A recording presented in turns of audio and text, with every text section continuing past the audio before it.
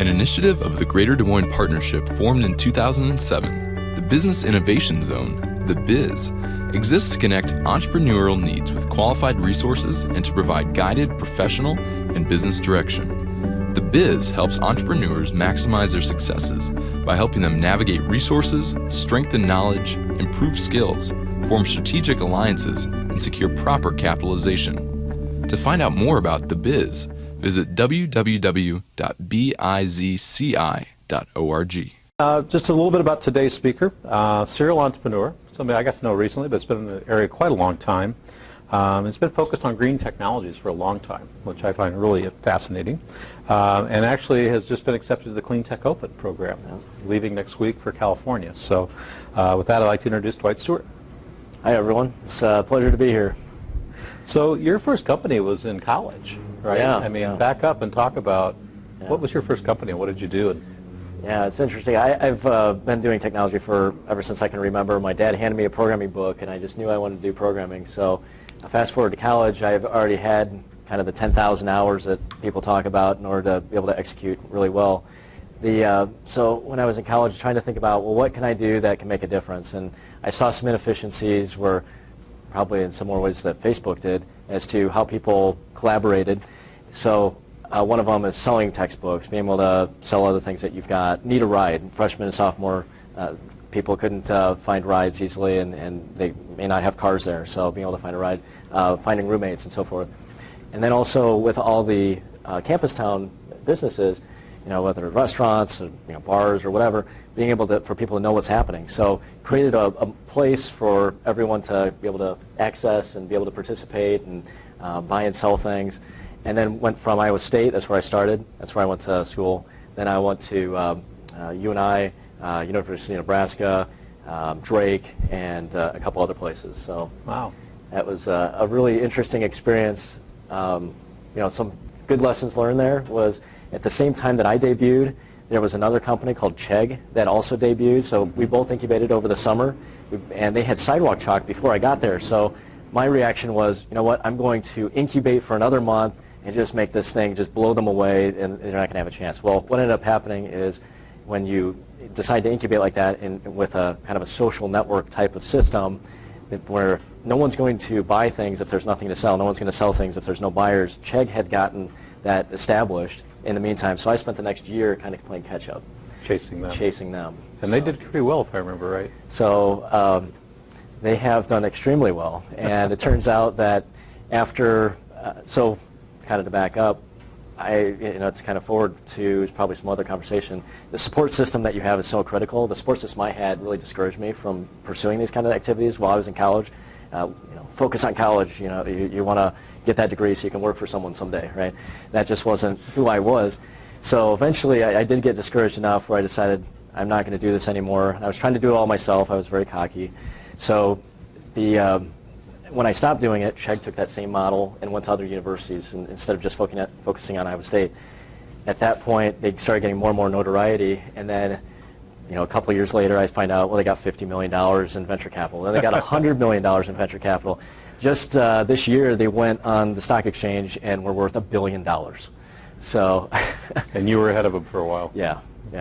So don't give up. You got to have the right support system. Well, it's funny because it's a good point. I don't know what year you went to school. I think it was in the 90s, if I remember right. You went to school. Late I don't know. 90s. My parents were saying, "Stay in school, stay in school." There's a lot of traffic noise here. Uh-oh. Do you need to move up, or? Oh, okay. I'll just try to speak louder. We'll speak louder. Okay. All right. No, I mean, so the late 90s, a lot of people were saying, "Stay in school. Don't, you got to go get a job. You don't pursue your startup." And now we're seeing more and more people that are pursuing their startups. And yeah. If you guys want to move up, please do. I apologize about the noise. This is temporary quarters for us, so we're still getting used to it. So after college route, what was your next, did you go right from there to your next startup, or was there a pause in between? There was a pause in between. So then it was, well, let's think about what I really want to do. So I started incubating some technology on the side, but I needed to make some money. So I worked for a company called Kramer Development, which Josh Kramer is pretty well known, and especially out in the Iowa City area. And worked with him for probably a year or two. Was a lead developer. And during that time created a project management system that was completely online, that I was frustrated by what Microsoft Project could do. So I wanted to make it software as a service. I wanted to have a rich internet application, which means that it doesn't have to go page to page, but parts of the page can actually change without refreshing the page. So those were two things that were way ahead of its time, and working through those details. While I was incubating that, then I met up with Craig Engelbrecht. And Craig, he owned a previous company that, at the time, he owned a company called Quality Attributes. And he had started that while he was in college. He grew that to a national company with controls vendors, and was working with Johnson Controls especially, where they would give him a graphics and say, build this out for us so that using our software we have everything configured right for our customer. And so he had already gotten a lot of customer relationships. I knew him from stat class. So yet another networking opportunity, get to know people as much as possible. College, I think, in a lot of ways is more about networking than anything else. So ended up, he saw the future with software. I saw it as, well, it's an opportunity he's got a conduit to business opportunities and understands business really well. We paired up, decided to create Quality Attributes software. And then for the first 2 years, we were doing that project management solution and trying to sell to IT groups, which he had no conduits to, and also doing some website work here and there just to make some money. And it was really about 2 years into it where Mike Luberden of Central College came to us and said, we're creating a LEED building, and in order to get a point for this building, you're going to have to get so many points to get certified or silver, gold, platinum. He wanted to get to a certain level, and one of the points could be have a touchscreen kiosk and showcase what it is that what's the building doing? Yeah, what's it doing? So tie into the control systems and show animations, show graphs and gauges, show what's going on in the building. So had that project, and then that just mushroomed. He became a huge advocate for us, and evangelized for us, so that it just spread. That project became a product nationally. But your product was actually talking to the building automation systems. You weren't simulations. You were actually taking live data out of the systems. Yep. And then we were collecting data as well and feeding that up into a central system. Okay. So you can have buildings all over the place, and then in one central place, all that data is stored. So is that company still functioning today? It is. We sold it, and then it's been sold and sold. So, not uncommon in the startup Yeah. space. Yeah. So is that what brought you to Igor? Yep, that's what brought us to. How I got to be where I'm at is at the end of Quality Attribute Software. It was about 45 people that we had employed, and we're at a national level. We were working with Harvard, Duke, Yale, Columbia, U.S. Capitol out in Washington, D.C. We were monitoring all the buildings except for the White House. Having great relationships with Cisco and Siemens. So all those relationships end up paying off, because then you can leverage them for the next thing. And that's why throughout your, whether it's the beginning of your company or during your company or the exit of your company, you want to make sure that the people you're working with and the relationships you have, you're cultivating those at all times. Then, so what ended up happening is after exiting QAS, spent some time trying to figure out, well, what's my next thing? Met with a lot of different entrepreneurs, and eventually I got a call from Cisco, and they said, we know what you've done in the past. You understand building automation. We want to get into that space. We want to get into buildings in certain ways, but we want to sell more network ports. That's their whole business model, is sell network ports, which are switches that you'll have at home and so forth.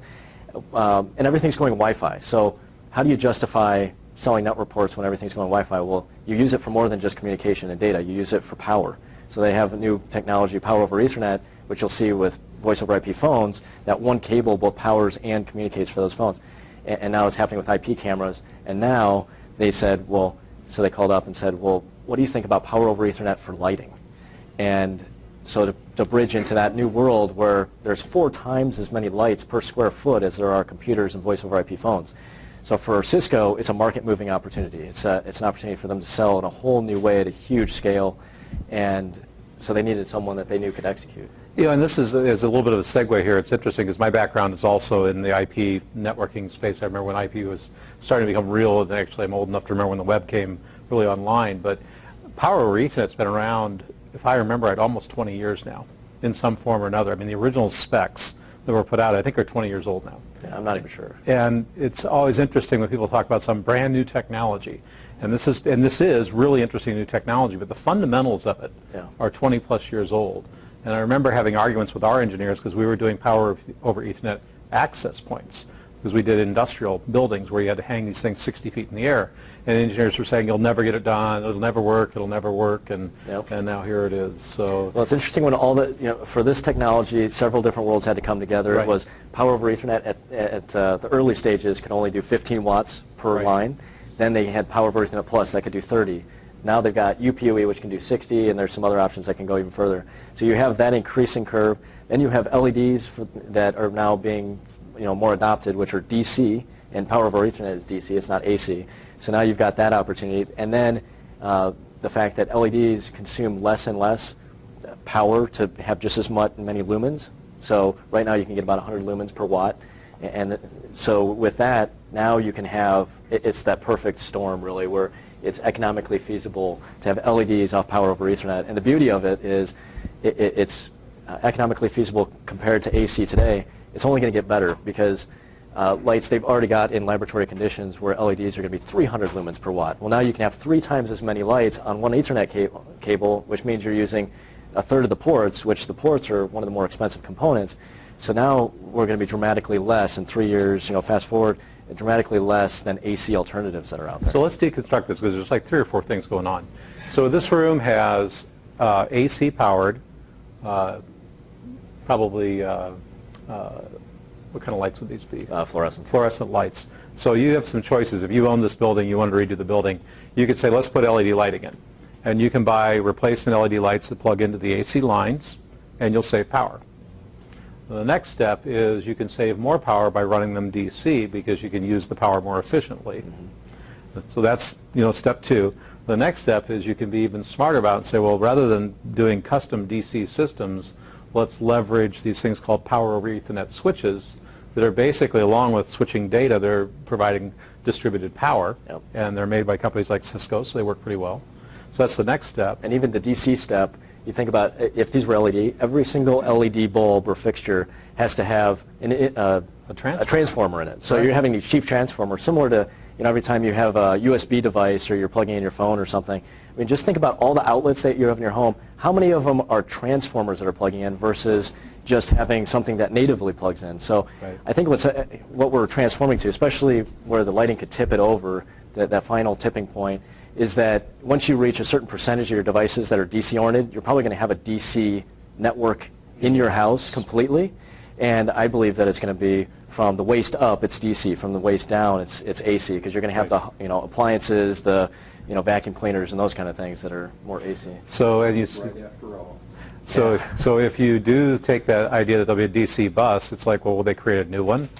Probably not. Probably going to be the bus that's out there. But on top of all, so that's all great, and that all has a ton of benefits. But now talk about the logical benefit. So, because that's to me, and as far as I actually have some involvement with Igor, and it's in my technical background, so this is a really high interest level. But talk about some of the logical aspects of what you can do with the software side of this, because that's really, it's what you do. You don't even sell lights. Yeah, and that's a good point. So we're really a licensing company for technology. So we pair up with lighting companies, and Innovative Lighting being the first company that we're working with, and we embed our technology and license it to them, but we don't deal with the hardware aspect at all, because there's a whole other swath of complication and domain knowledge that goes with that, with let's say refunds or having to get capital to support it and so forth. So on the technology side, we put enough onto the light that enables the software to do as good of a job, and really, if you think about it, what is it that you're trying to achieve? You think about it from the value that you're trying to achieve, and then you drive that all the way down to what you need the device to do or to expose in order to achieve that goal. So for us, it's energy efficiency, it's occupant comfort, safety, security, health, quality of service, entertainment. So all those themes, and thinking about all the things you'd want to possibly do with that, and then building something in the device that can do that. So from a software, so just trying to think about the solution as a whole, we wanted it to be plug and play, super simple to operate, super simple to install, and also the benefit of the system being you can just plug in a sensor to the nearest light, for instance. So you can just daisy chain off sensors and other things. So it becomes a platform for data. You've abstracted out on the physical layer. It's not the circuit that dictates as to what those lights do, but it's the software. So now at the software level, to also make it as plug and play as easy as possible, you plug something in, it just shows up in the software automatically. And so as you install a light, it pops up. You know exactly which light it is because it just popped up. Unlike an AC system where you'd have to wire everything up and then turn it on and then everything pops up and you're overwhelmed. You can see things as you do them. Then you can just assign them to a space. You can just create a virtual space, assign them, and then we have a workflow that's just inherent into the software that allows, if, let's say, a motion sensor's in here, when it trips, if you assign it to a space with some lights, it just turns on those lights. That's easy, right? But what if you've got 2 motion sensors that you want, when the first one goes off, it turns on the space, but then it would be the last one that turns off the space.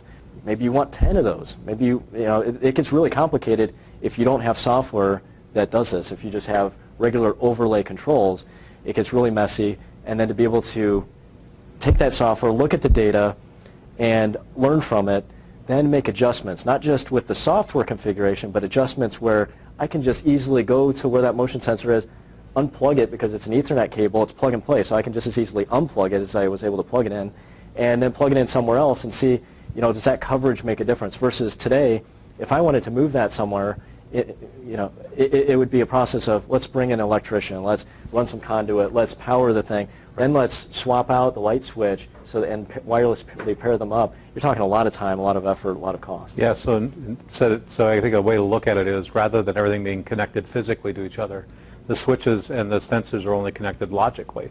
So to give you an idea, one of the things that interests me is, from a large-scale office building standpoint, if any of you have ever worked in a cube environment where the lighting is very large scale above you, you don't have any control over your lights. Well, every one of these lights can be logically controlled in this system. So if you, Joe, wanted to have your light a little dimmer, you can literally control from your desk or your phone the light over your head. Those kinds of features are really important. But one that I think is kind of compelling is the one about the apartment buildings and the hallways. Maybe talk a little bit about that. So if you think about apartment buildings, every light, even if we're LED, would be about 30 watts in a hallway in a typical fixture.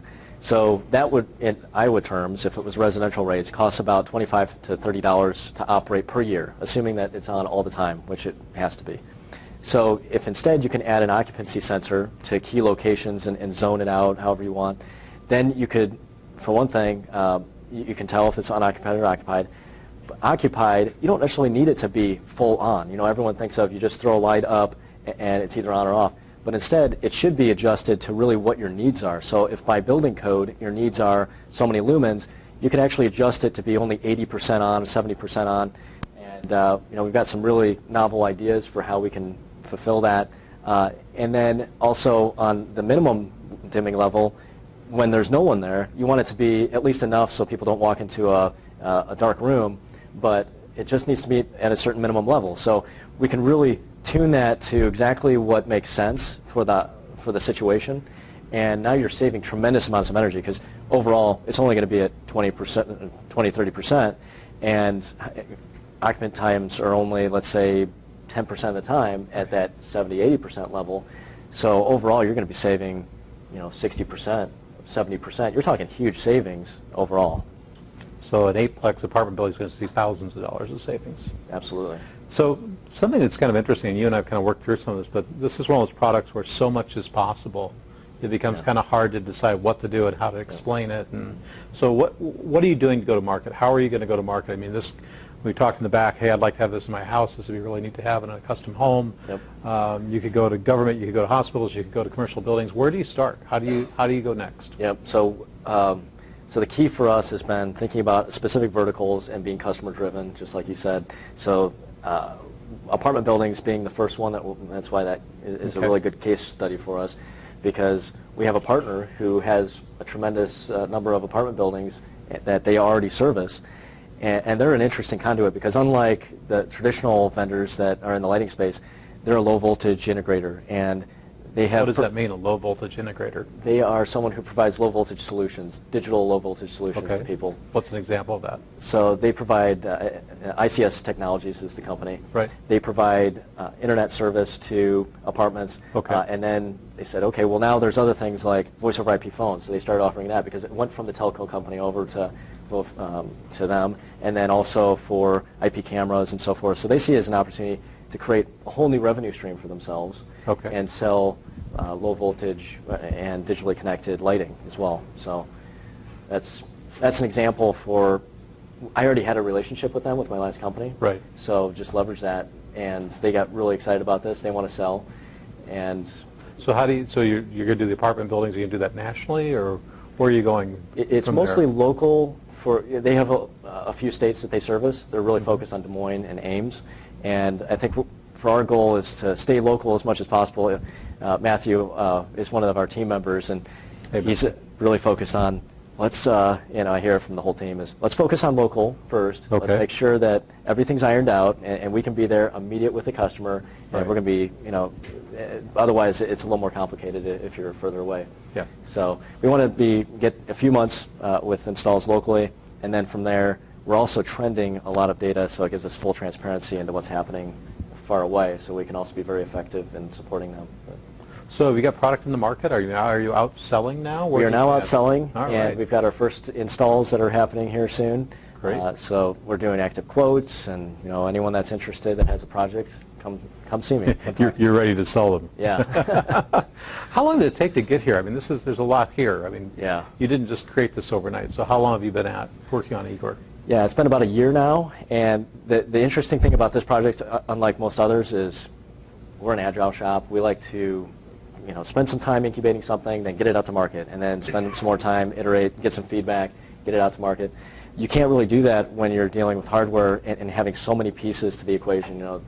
Talked about how we have firmware and software and cloud, and there's a lot of different components there, and people expect a minimum product that can do the basic building control system, Right. lighting effects right now. So we had to get to that point before we could start selling, and that meant that we had to incubate for about a year before we Okay. could get there. All right. All right. How big's your team? I think we've got about 6 people now. 6 people. And how did you get started? I mean, is this something you raised money, or how did you get started? So the first thing that I did was just start incubating as much as possible internally. I had some money from my exit in the last company, so it brought in just 1 or 2 key people that Okay. could execute with us, and from there, then the first thing, just to back up too, the first thing that when Cisco called me, we talked about this idea for a couple months, really fleshed it out. And then from there, I contacted Jerry Hansacker of Innovative Lighting. He's the CEO over Right, there. right. And I wanted to make sure from a lighting manufacturer's perspective, this actually was a good idea. It's not just an idea that Cisco had. thought it was a good idea. But didn't have legs. So in talking with him, he got really excited. And as a lighting company, they're looking for ways to differentiate themselves. They're looking in the next 3 or 5 years. If you don't have a digitally connected fixture or solution, you're just not even going to be in specs. So he realizes that. He pitched it to his board. We both did, and they absolutely loved it. So I knew at that point this was something worth pursuing. And so we just started with a core team based on those requirements and just grew from there. But so let's see. Pretty much self-funded. Self-funded, but then fast forward a few months from there, I got some introductions, some key introductions to Dusty Thomas and a couple others, and then they financed our first round, Okay. which happened over the course of last year, and so that's really helped. I mean, we couldn't have gotten to where we are without Sure. that initial Sure. round. So tell me a little bit about CleanTech. Tell the group about what is CleanTech and what's going to mean for you. What's going to happen at that event? Yeah, so CleanTech is interesting. It's I think of it as kind of an offensive defensive game where it's really an idea of trying to become more sustainable. So there's a lot of reasons for it. Either you want to reduce carbon emissions, you just want to save money because you want to get less reliant on resources. Yeah, you don't want to just have the overhead of this. If you have a self-sufficient system, or the more you can get that way, you have less overhead in a variety of perspectives. So, and from a higher grandiose level, you also have national security where you're buying from other places, and so the more of it can be self-reliant. So whatever your reason is, CleanTech is the offensive of how can you generate energy more sustainably. So solar panels, wind, hydro, et cetera. And then how can you save energy so that of that energy you're creating, which is a lot of times more, so far it has been more difficult to create those types of energies. It's getting easier. Solar panels are becoming more efficient and so forth. But you want that defense of how can you be as efficient with it as possible, so using your lights more effectively. If you put solar panels on this building and you were powering these lights with them, Well, now you only need a third of the solar panels, right? Which is a huge deal for when you're making that investment into both. So the event you're going to, what's that about? Oh, so Clean Tech Open, I just got accepted to, and Clean Tech Open is, they say that it's kind of like the American Idol for clean tech entrepreneurs. And it's, you go through a deep evaluation process and vetting process. You have to submit your business plan. You have an interview, and they get to know you a little bit. So based on that, we were accepted. They have different regions, and it's a really interesting program where they help educate you, bring you, different mentors, bring you different investors, all sorts of, all the different components that a fledgling business requires. And it's really meant for someone who's never done it before. So some of it I'll already know, but it's going to be a great experience. So I'm going to the West Coast Academy next week. And then over the course of the year, all the way up until about September, there's a variety of different training and networking events. And then in September, they have the regionals where in the Midwest, I'll be pitching in front of a very large audience on stage along with others. And then they pick, I think, 2 or 3 from each region to go to nationals. And then So a ton of exposure. ton of exposure. And potentially some good mentors and connections. Yeah. Great. Sounds like it. So how did you get into that? Did they ask you, or did you apply, or? Well, I was a little bit lucky in the sense that I've been asked to be a mentor for several years because of my So you've been on the other side of the chair. Yeah, Nice. Yeah. And so that I don't know if that really factored into it, but I knew that You knew how it worked. I knew how it worked. I Sure, understood the process, and Sure. So I knew to reach out to him. Let's open up for some questions. And the crowd goes wild with questions. Yay! Dwight, why don't you talk a little bit, you told me a little bit about some of the challenges along the way in other companies too, in choosing the right people to work with, some of them who you either, I don't remember now whether you hired them or whether you brought them in as partners in what you were doing, and so how those went. Yeah. So just to repeat the question for people in the back, challenges along the way with staff, with people, with partners, that type of thing. Yeah, yeah. So actually, I was thinking about this just the other day. Is when you look at property, when you're looking for your new house, it's location, location, location. I think with businesses, it's people, people, people. So it's the people that are in part of your team. It's the people that is your support system, and it's the people that are your customers.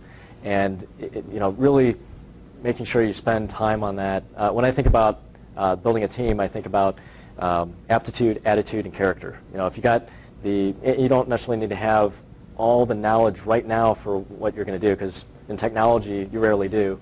But if you've got the aptitude to be able to get there, if you've got the attitude to want to get there quickly and put the time in, and you've got the character to have the right culture with, that aligns well with what you're trying to create for a company, then you're going to have everything else kind of just falls into place. You just get the people that want to be there and can fulfill certain roles, and it really, if you find autonomous people, it can really, in a lot of ways, you just kind of set the tone, and it just runs. And I mean, I'm oversimplifying it, but it's really about creating process and creating that vision and getting everyone marshaled around that. And then when it comes to support system, I mean, Mike, so in QAS, we were up in Ames, and we had a national presence, but very little Iowa presence. I didn't really have a good network locally. So the reason why I'm even down in Des Moines right now is because I got married, and my wife's down here. So I ended up down here, and people talk about, well, why are they in Iowa? I'm not an Iowa native. I'm from Chicagoland area, but being in Ames, I got anchored for that reason. And then now being here and having family here, as well as it gave the opportunity of meeting Mike, and then Mike introducing me to other people, and Chris Sackett, I think, or JD introducing me to you, and Tej and John. John from VentureNet. Oh, John LaMarche. LaMarche, sure. Yes. So all these different people that it just kind of snowballs and flares out, and all those connections end up being a huge support system for you to make better decisions, to give you opportunity. And now, that's what actually ends up for me now making Des Moines such a meaningful thing. And you've raised a lot of your money locally. I mean, there's this perception you can't raise money in Iowa. There's no money for tech industry in Iowa. And I think you've raised almost all your money, if not all, right here in central Iowa. Yeah, there's a few family members from out of state. But, well, okay. We'll take care of it. But otherwise, yeah. We'll take family money. But otherwise, it's all from All Iowa. Iowa. Yeah. Next question. Yeah. Can you talk about your decision-making process at big milestones Mhm. over the course of your, I guess, the incubation or even past that? So the decision-making process around large milestones through the process? When you decide, okay, it's a go, no-go kind of. Yes. I would say that that's a really tough thing to know. I'm always pushing, and then my team's always pushing back. That's a pretty good litmus test. And your team obviously understands, they're in the trenches. They know what the system can or can't do. So if you push too far, then you're going to end up in a bad spot. If your team will always want to do more. So they're never going to want, if it was their way, they could be in a room for the rest of their life just incubating. But so you got to find that happy medium where they feel confident enough where, okay, we can do this and we're not going to fail. We're just not necessarily, but we're just going to be able to do something about it when we do fail in small ways. That's kind of where you want to get to. And the other key is to really get out there. The other milestone is when you are at that point, get out there slowly. At least in our situation, it's a little bit different for internet maybe, but for us, we're putting something that's embedded in the physical system. So if something goes wrong, we're going to have to do a lot of things to fix that. So for us, it's do it slowly and then adjust over time and introduce it in a larger way. I was going to say, I think one of the things you're talking about there is the downside risk of a problem. So to your point, if you're a cloud-based piece of software and you have a challenge in your system, your downside risk is a day or two in a lot of cases. In a normal situation, if you have control of the environment and you're not being attacked from the outside, you can usually repair in a day or two. You get into what you're doing and what I used to do, a piece of firmware that's burned into a piece of hardware can represent a 6-month cycle to fully fix the problem. If you're going to take firmware back to the factory and put it into new pieces that are being built offshore, there are sub-assemblies going into a final assembly onshore, and then shipped through a distribution channel, it's easily 6 months. So the caution, I think what you're saying is the time to resolve an issue drives a lot of the caution. Yeah, and I'm naturally someone who's more, I guess, process-oriented. So I just think about what the consequence will be if something, goes wrong, and I have to be, fixing it, and the cost and time associated with that, and and really, there's nothing more important, I think, than your brand, brand equity. Well, there's several things that are important, such as the legal backing, but brand equity and customer satisfaction. So brand equity, though, if you have that compromised early on, you're going to have a hard time recovering from that. So it's better, in my opinion, everything's a balance, but it's better to come out maybe with a more narrow set of features or offering, have a really, kind of like Mike was saying, what we're doing is a platform, which I love because we can pivot in different ways, and we've got a lot of flexibility where we can go in business. But you do have to have a very defined vertical, very deep value proposition when you first go to market, and so focusing as much as possible, and then just spiraling out from there iteratively to other things, and leveraging that brand, growing it. It's kind of like I always like looking, green in general I love, but if I look at business or a lot of things in life, look at how nature does it, and it's probably a pretty good representation, because if it can happen organically, then it's probably the easiest path. Right. And if you look at a tree, for instance, as an analogy, you got the different rings. I mean, it started as a sapling, and who knew that it could be, a 5-story tree someday, but it all starts iteratively, slowly, and just growing and growing. So I think that's just the core. It's a really important aspect of it, is just be focused. Yeah, and it's so easy in the world of software on the internet to go so quickly. It's almost a spoiler, and then as we see people get into the hardware side of it, that just doesn't happen there. It's not the same situation at all. Question? Knowing what you know now, what would be the one do-over that you would do if you could? It was on my list. What would you do over if you could go back? Take on Chegg? Yeah, that would have been one. Another one, with the last company, I got a little bit further, but brought in investors that the culture wasn't quite aligned. So that ended up being a bit of a problem. So I think You're really being kind. Yeah. I know that story. You're being very polite.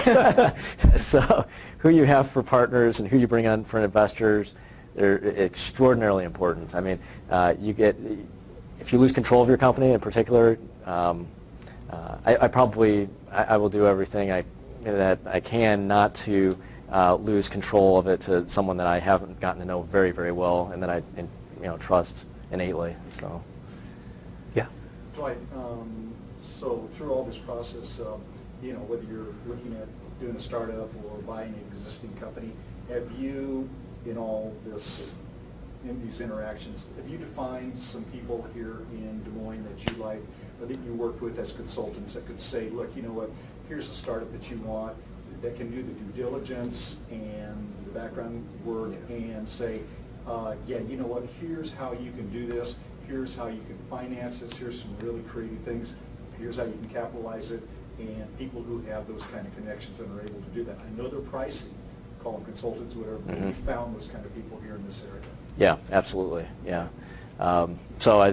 If you want some examples, they don't have to be pricey. I mean, they can just be people that are well connected. So Mike, for instance, has a lot of connections. Chris Sackett is someone that I use and has become a friend and also has become an investor for me. Tej, John LaMarche, there's just a whole J.D. Geneser, someone else I work with. There's just a whole set of different people that. I'll be honest, it's one of the reasons I'm here in Iowa, and I ended up coming back here to raise my son after I got back from Seattle, but the reason I'm staying here is that you've got a community where you can actually come in as an outsider, and people are pretty accepting, pretty good about helping, and they're pretty straight up and honest. There's not a lot of sharks in the water. I mean, the problem with Seattle and Silicon Valley, where I was before, was you kind of had to have your hand on your wallet all the time because there wasn't necessarily there was a helpful environment, but not friendly.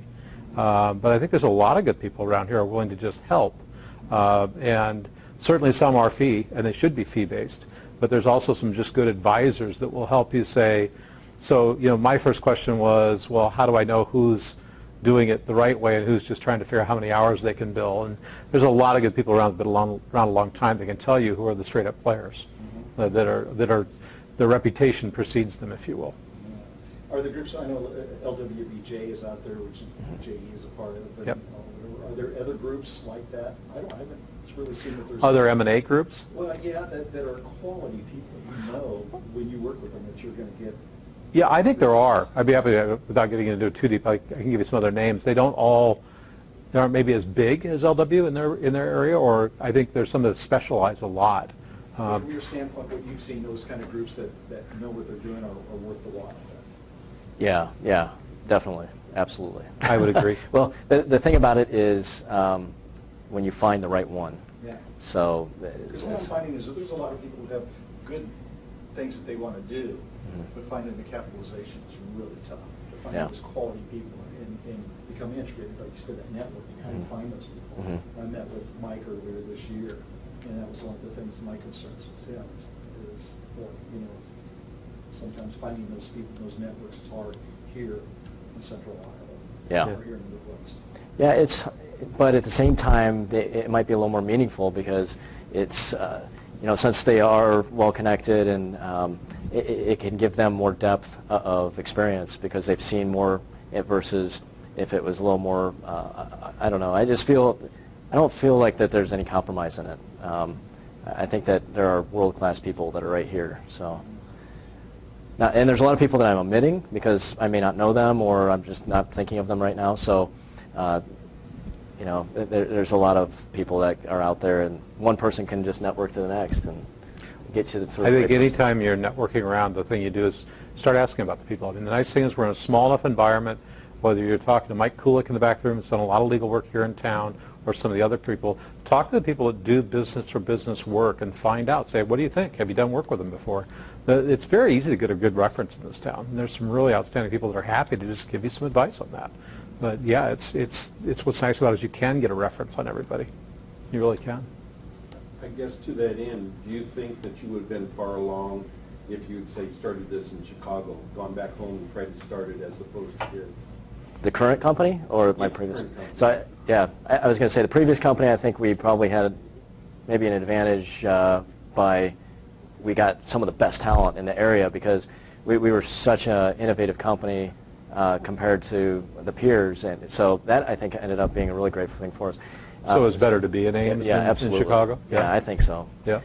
And the price point and everything. Just now that this is the second one, I don't know if it matters too much one way or another. I mean, I think that we've got, for our business development, we'll have out in some national locations, and for our core team, I think this is a really great place. I mean, every place has different things they can offer. So, but I think if you want to build a culture that's a Midwest culture-based company, then you come here. If you want a fast-paced, cutthroat, step on the next guy kind of culture, then there's a place for that too. Silicon Valley. Don't you, Mike, on your website? Hey, I'm one that moved back. Come on, I'm the testimonial. No, he's absolutely right. I see more and more companies building out their operational structure here, and here being anywhere in the Midwest, where they can hire good talent that's going to be happy to live here long term, and then placing those key assets they need. If they need somebody in New York City, they place one or two there. If they need somebody in the Valley, they place a couple of people there. But the whole idea that you have to be in one location anymore is just irrelevant. And for those of us who worked in tech companies in the past, we were never in one location. Even if you were housed in one location, you were never there together because you're all on the road anyway, so it didn't really matter. Yes?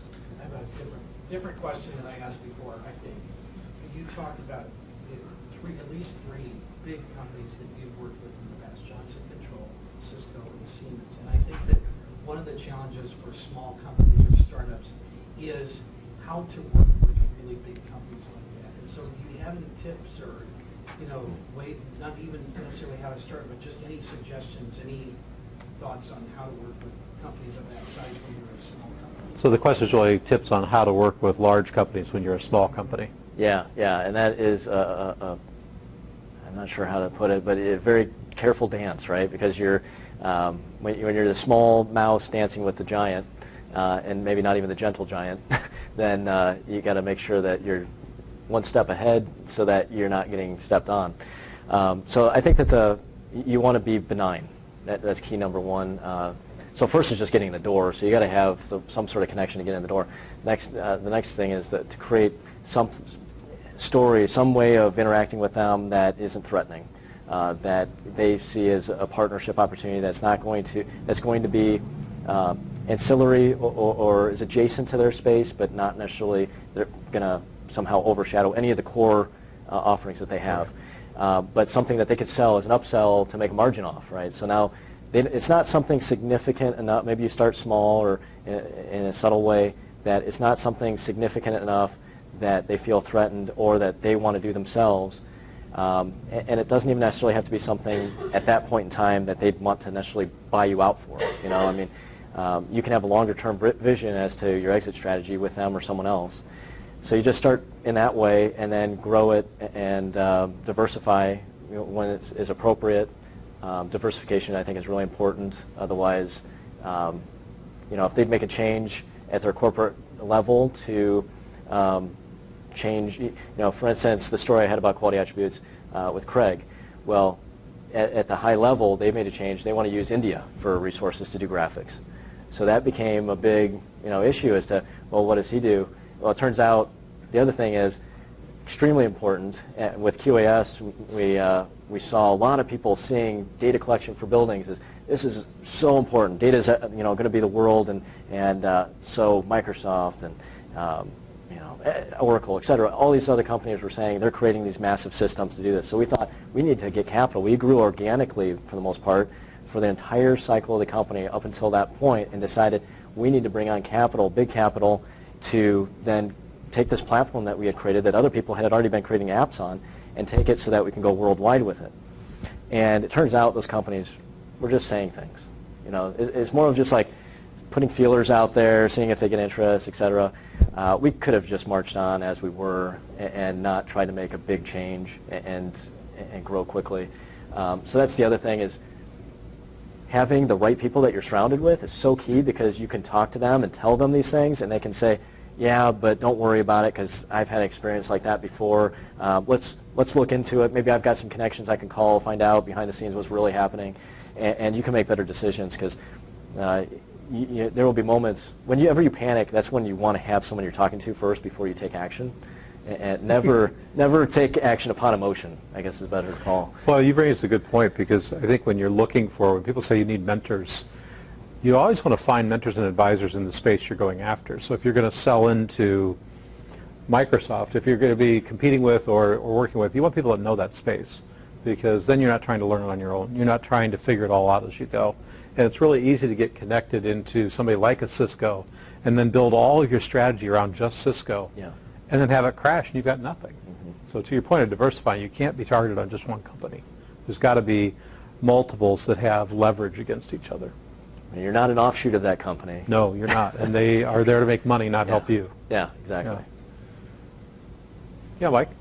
Why people is where you started, and I think you used the word ethics when you're looking for people to hire. And I'm not sure I hear that very often, how important that is, but I think Mike's reference also perhaps in Seattle had some implications like that too. And it seems to me that, I'd like your thoughts on it, that maybe in Des Moines or maybe in the Midwest, you maybe see that characteristic a little more often than you might see somewhere else.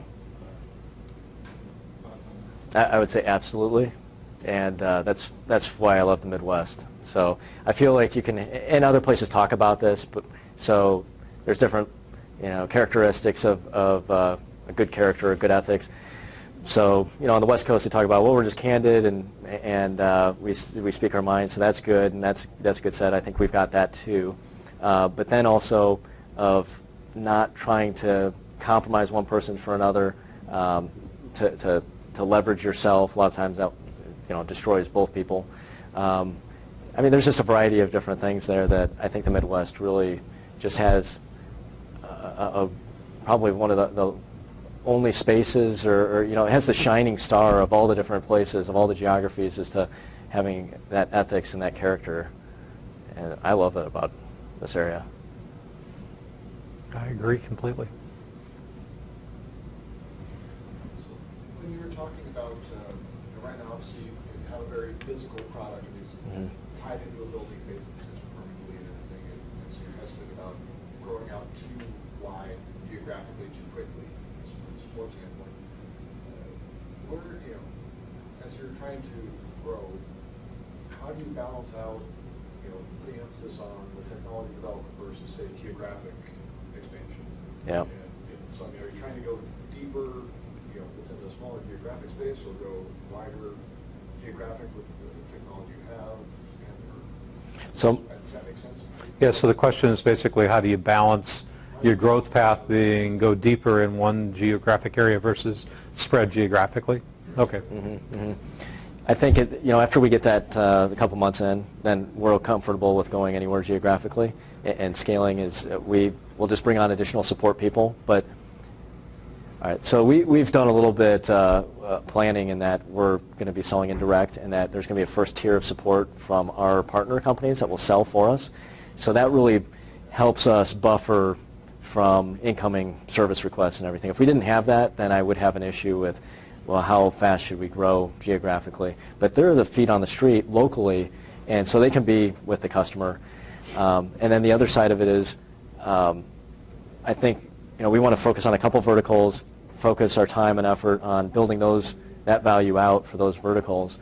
But we'll just keep the manpower we have for development. We might grow it a little bit more, but for the most part, we'll just keep that as it is, because the product has gotten to maturity at its base level, and now it's about filling those verticals.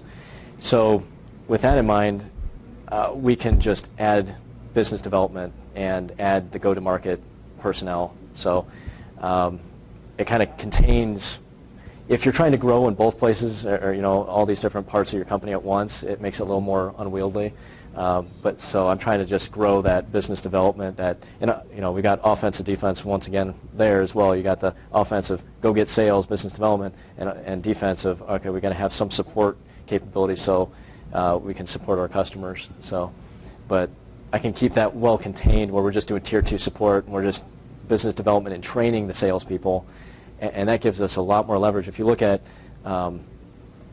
B2B is nice in the sense that we get a partner online that's selling for us, and I've got several that are queued up at this point, And each one, if they have linear growth individually, you compound that and stack that on top of each other.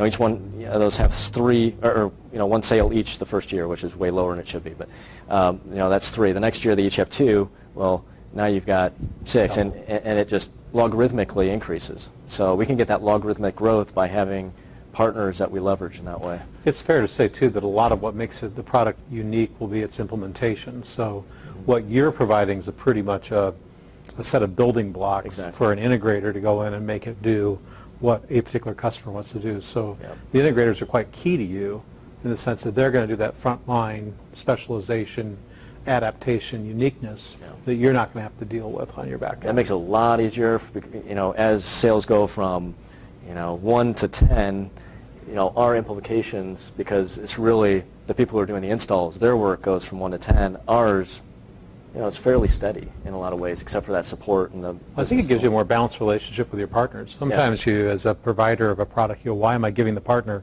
30% of the deal or whatever the commission or markup is?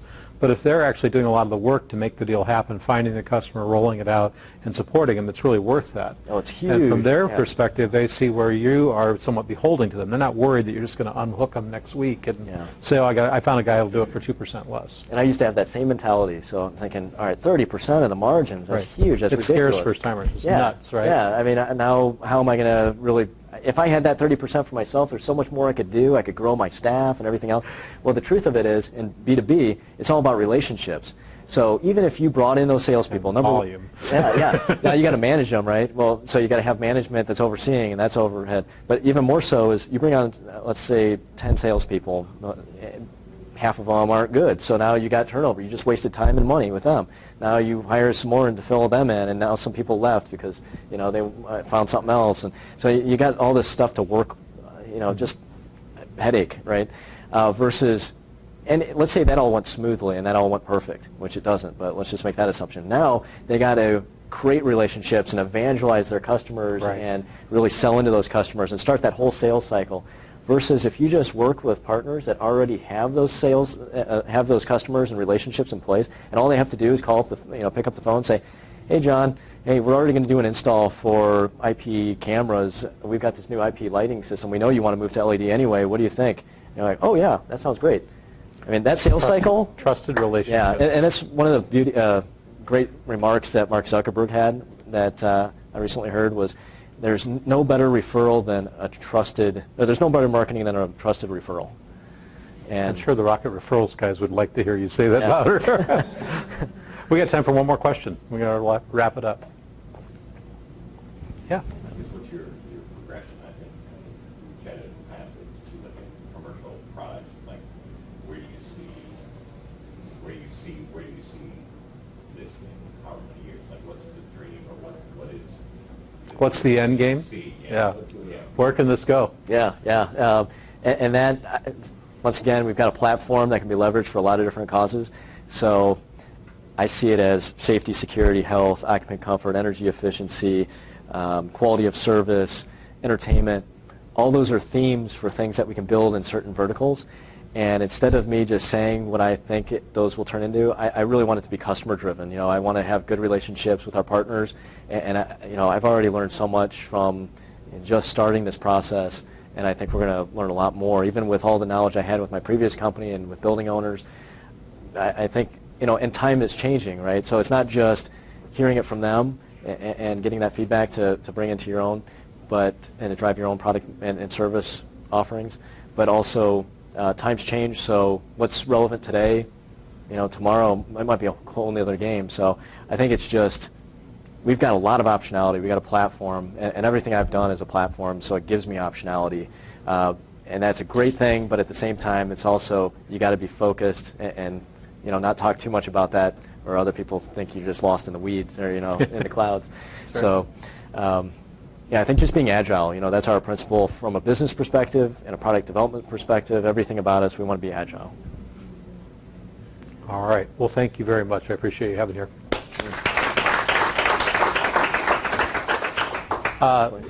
Thank you very much. Sorry, I turned to talk. I love it.